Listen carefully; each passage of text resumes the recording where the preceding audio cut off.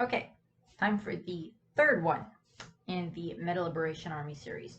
So this video is going to be about Ryukiya Yotsubashi, who is Re-Destro. He is the either son or grandson, it's a little bit murky as to which one it is, of Destro, who was the, of course, founder of the Meta Liberation Army and their original Grand Commander.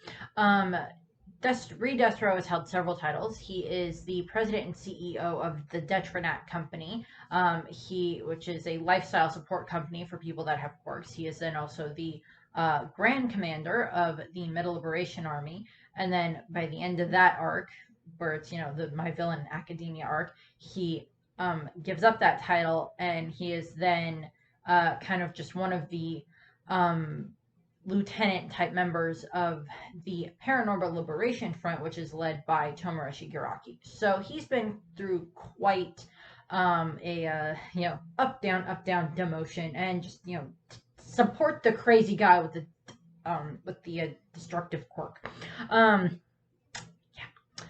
Speaking of quirks,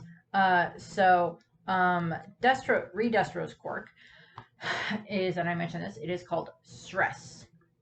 It is his meta ability.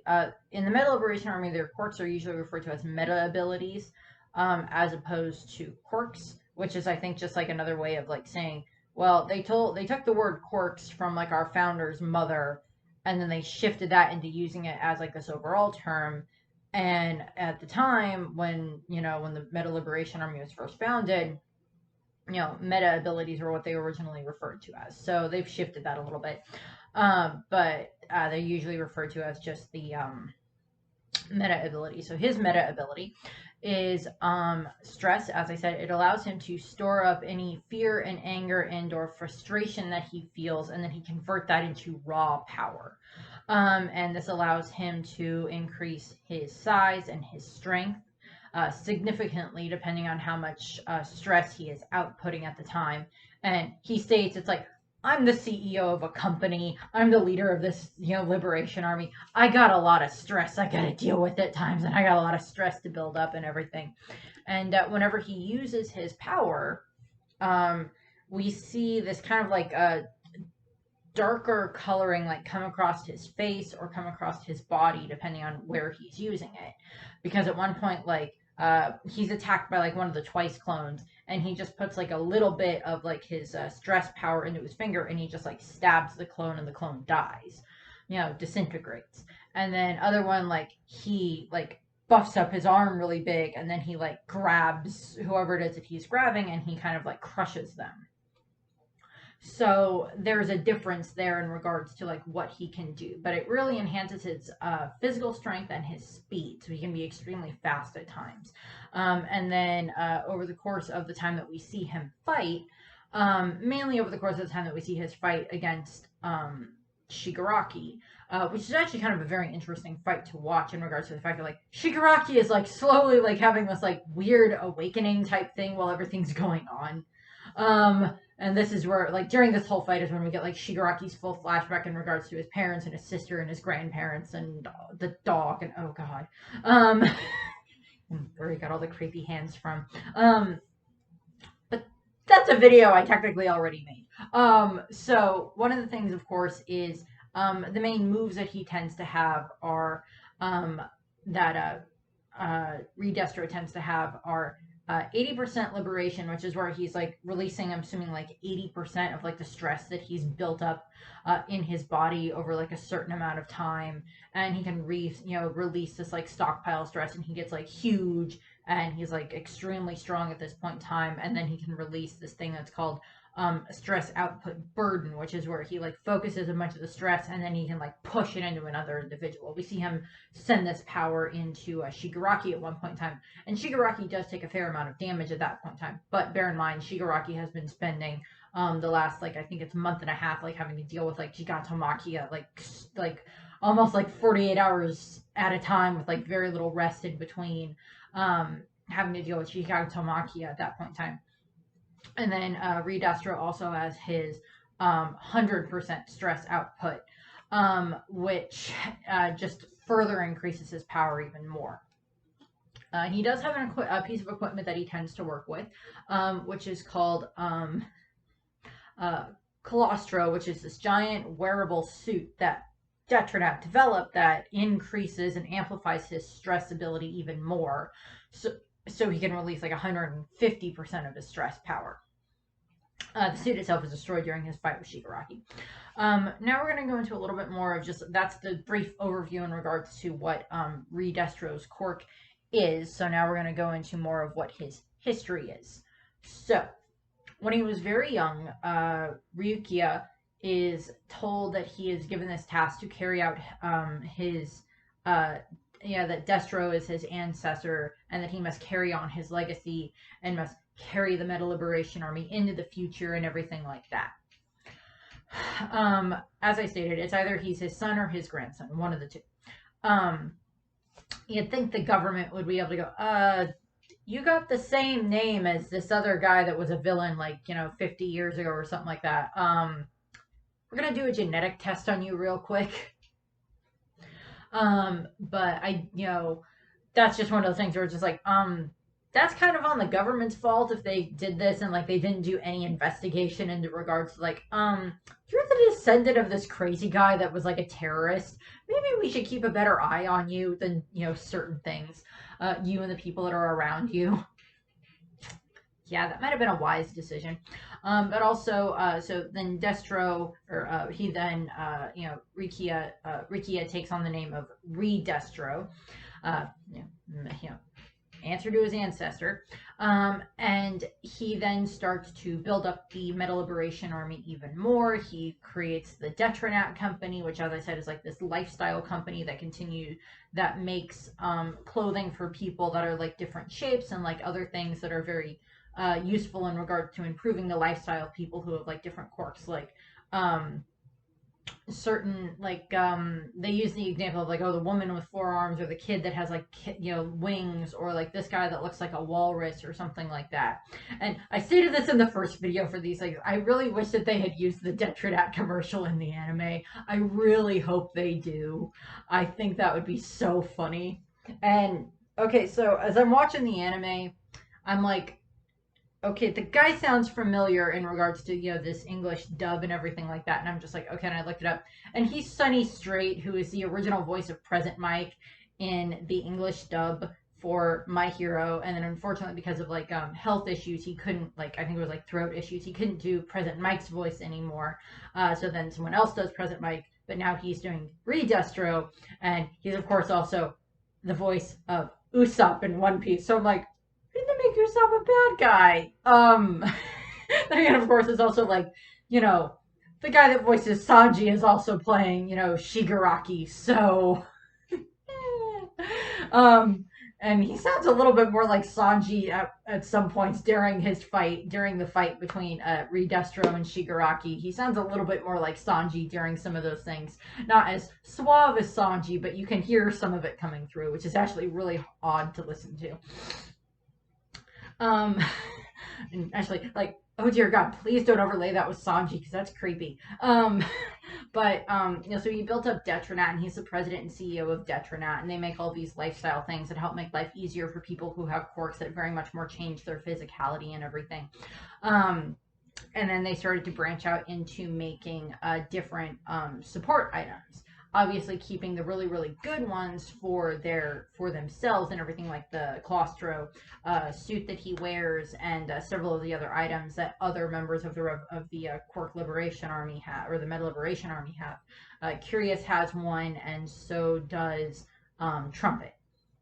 But I'll go over them in their videos. And he, of course, is the CEO and everything. And then at one point, during the time frame after, All for One is, in prison, and the Yakuza are taken care of to a degree and such, and then the League are kind of on the run at that point in time, of course, and they're having to deal with trying to get Jigato Makia to listen to them, and get him to listen to Tomura. And what ends up happening is they get this call from Re-Destro, and he's like, well, have you been watching the news? And they look on the news and they see that it's oh, there's been fingers that keep getting found at different places. And they find out that, oh, those are fingers that belong to Giran, who is like their broker, who like brought Twice and Toga into the league and Dobby into the league, and helped them with a bunch of that stuff and got them like equipment and everything like that. And I'll give Giran this. He is loyal to the league, and the league is loyal to him. I will give them that. Yeah. Loyal. And what ends up happening is he's been, Re-Destro is basically saying to Shigaraki, I have Giran here. He's in Deka City. Come to the city and we will fight. And, whichever one of us, and we will defeat you, and either you will die and be carried on and like as memories or something like that, or we will tell the heroes where you are and you'll have to deal with all the heroes all together, all the top 5 at that point in time, Endeavor, Hawks, Best Genus, Mirko, and Crust, I think, were all the top 5 at that point in time. And it's like, well, we'll send them after you instead. And at this point in time, the league decided, okay, well, we got to go try to save Giran, and like they head to Deka City, where they then of course have to fight their way to the quote unquote boss tower. And we're a little bit more like, we see Re-Destro kind of interacting with Giran a bit during these time frames, and like he sent his lieutenants out to go and deal with, sends Curious to go deal with Toga, sends Trumpet to go and deal with certain ones, sends, Gentin to go, the weird Iceman to go and deal with, Dobby and everything like that. So it's, he's very aware of what he's doing and everything. And he does seem to have he has very high intelligence, high level intelligence, which is very good. And he seems to pay quite a bit of attention to like the different types of, they use a lot of the information that they got from Giran. Giran did not like give them the information. They basically got it out of his computers after they were able to recover the data that he like deleted before they captured him. And they send quite a few of he watches from above as like so many of like his warriors are like killed by the league, either killed by Toga or killed by Twice or killed by Dobby or killed by Shigaraki or whatever. And eventually it's Twice is able to get into the building and everything, and he makes clones of like Dobby and Tomura and Compress, and like they're starting to attack. They're trying to attack Re-Destro and save Giran and everything. And of course Re-Destro is, he always goes like this with the stupid L sign for the Liberation Army. And it's just like, why are you walking around doing that? Aren't you an idiot at this point in time for doing that? And one of the things is, of course, he kind of deals with Twice a little bit. Like, he destroys several of the Twice clones and everything, like, destroys the Shigaraki clone that's there. And then eventually, the real Shigaraki shows up, and he just basically levels the building by, decaying the building itself. And, like, they all fall, and, Re-Destro survives. And then it's basically Re-Destro and Tomura basically then have this kind of like all-out fight, with Re-Destro saying, it's like, you have no right to try to like come in and like take over this area or like whatever. You have no right to try to destroy everything that like society built up, because we've been trying to do that for so much longer. You just can't show up and like come up with a stupid name and then try and do all of this and everything. And he basically has like a grudge against Tomura for those problems. And, as I said, during this time frame is when Tomura is basically having his whole, like, slight mental breakdown / breakthrough in regards to everything else that's going on in his head at that point in time, with all of his memories coming back.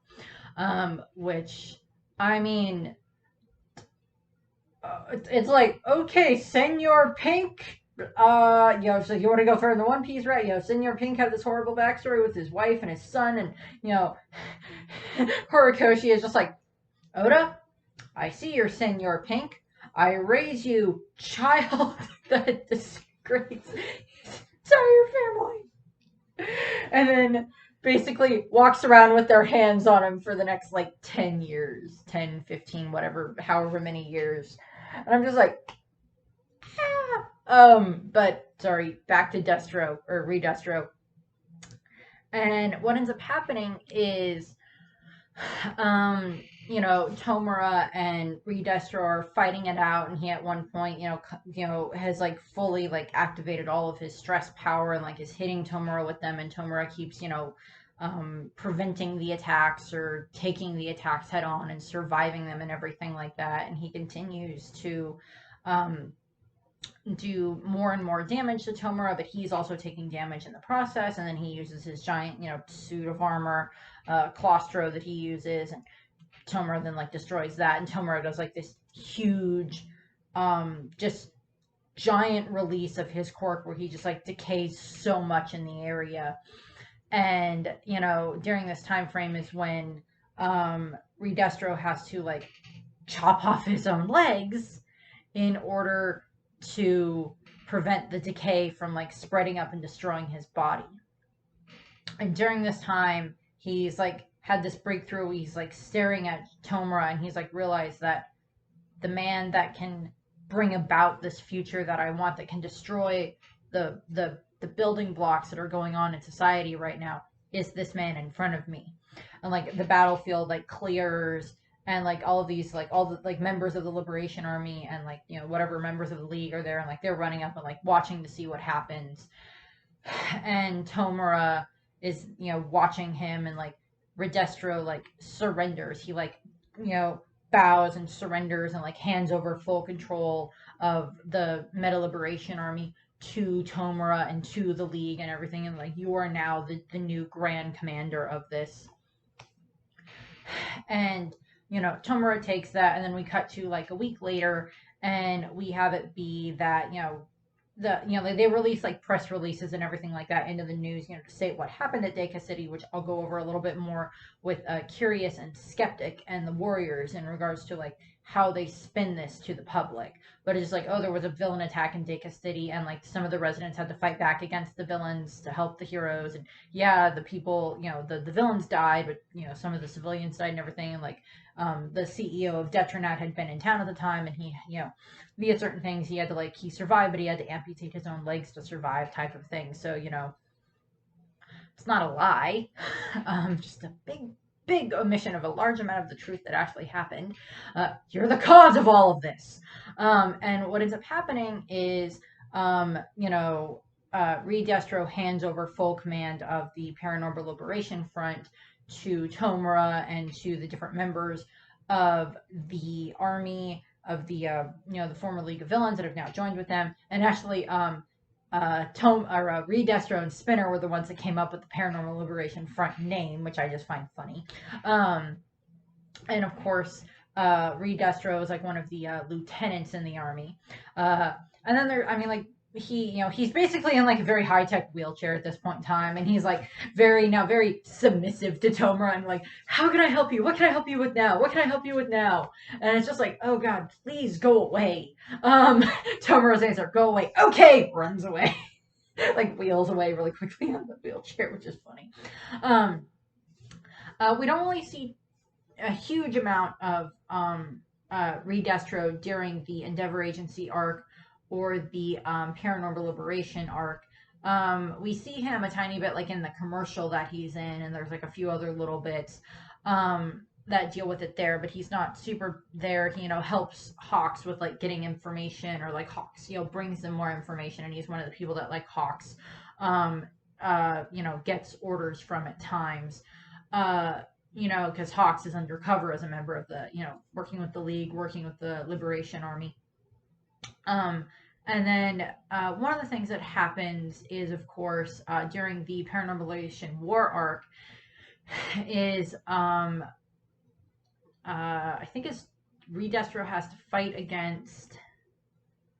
I don't remember exactly what happens, but I know that like a clone of him goes and like attacks the Hero Public Safety Commission, and like I don't know if he kills them or if he just like almost killed them or something, but he caused a lot of damage there. And I don't remember if that was a clone that went there and then was eventually destroyed, or if that was the real him.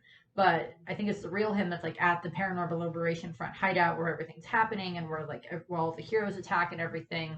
And he does end up, I think he has to fight against Tokoyami. I think he has to fight against Tokoyami at one point. Like Tokoyami is like Tokoyami is there to try to save Hawks and everything like that, and I think like he attacked Hawks at some point and everything. So there's a lot of things that happen with that. I don't remember if there's too much else that happens in regards to that, but like he killed the commission president, or like he leaves, kills most of the members of the commission or injures them and the staff, and does a lot of damage and everything like that. For like that's like his clone that does that, or it's actually him. I don't remember which one.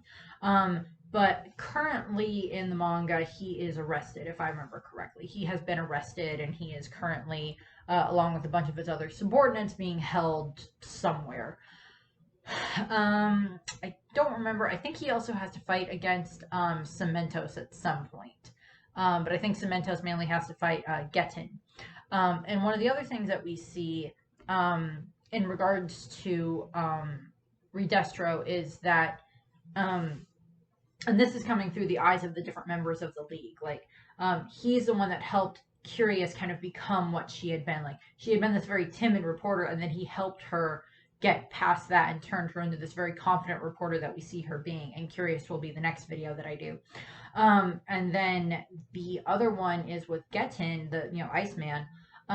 He basically raised Getten kind of the same way that he was raised. It's like you will train and train and train with your quirk. You're not even going to worry about school. You're just going to learn about training with your quirk and fighting strategy and everything like that. And I really don't know where I stand on that. I mean, like with the students, like they're training to be heroes. Yes, that's completely obvious that that's what they're training to become, because they want to be heroes. They want to help people. They want to save people. And they have to learn how to use their quirks in the process. And like in school, they teach the kids how to use quirks. And I'm sure a large amount of the Meta Liberation Army up to that point, particularly ones who like live within certain areas where like the Meta Liberation Army is very present, or they're under the guidance of people who are members of the Meta Liberation Army, have worked very hard to practice their quirks and train their quirks and get stronger and stronger and stronger, just the way that like Re-Destro had done, in the way that he's basically trained them all to act, and kind of like basically like train them to like, you will follow me to the ends of the earth, even if it means your death, type of thing, which I'm just like, okay, back up. No. Go away, crazy. But, that's basically what we have there. So, yeah. Re-Destro is crazy. Pretty much most members of the Meta Liberation Army, I'd say, are kind of crazy to a degree. I mean, I get that they want to try to make the world better for people that have quirks, but you also have to understand there's a difference between, like, this world where people have their power based on their quirks and have like this system and hierarchy based on their quirks, and where people can get hurt a lot more than this world where heroes have the ability to use their quirks, and depending on like a regular person's quirk is, like, I'm sure they can use it around their own home, but like out in public they're not supposed to, for the most part.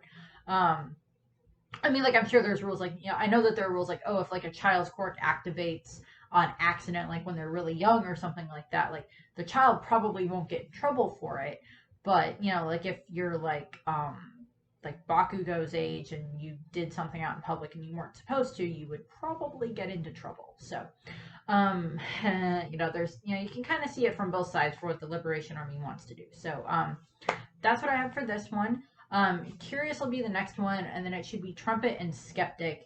And then I'll have one about like the more overall the warriors of the Liberation Army and kind of what they do. So I thank you very much for watching. I hope that you enjoyed the video, and I hope you have a nice rest of your day. Bye! We will tear down the existing framework and rebuild this world as a place where people are free to be themselves and use their abilities as they see fit.